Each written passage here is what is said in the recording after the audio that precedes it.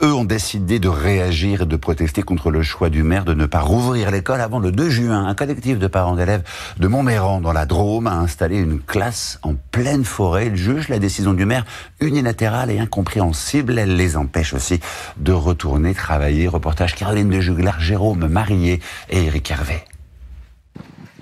Dans la forêt du Py, chaque parent est venu avec au moins une table et une chaise. Pour que les enfants puissent, entre guillemets, se sentir comme à l'école. Ce matin, malgré le froid, ils sont 9 enfants de la maternelle au CE1 à participer à cette drôle de classe ouverte au fond des bois. Juliette, Ambre, Alix, Leslie, allez, les 3 petits cochons. Et c'est Nelly, maman d'une fillette de 7 ans qui fait l'institutrice.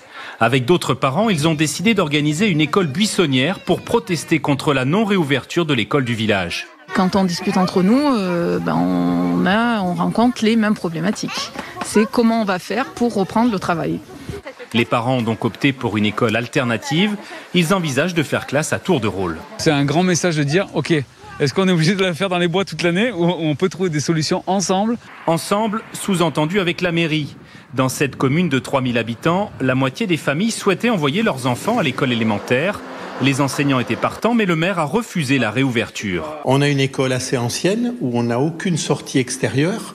Donc il faut tout passer par les couloirs. En termes de personnel, on n'avait pas la possibilité de mettre le protocole en place. Le maire, surpris par la démarche des parents, espère trouver une solution d'ici au 2 juin.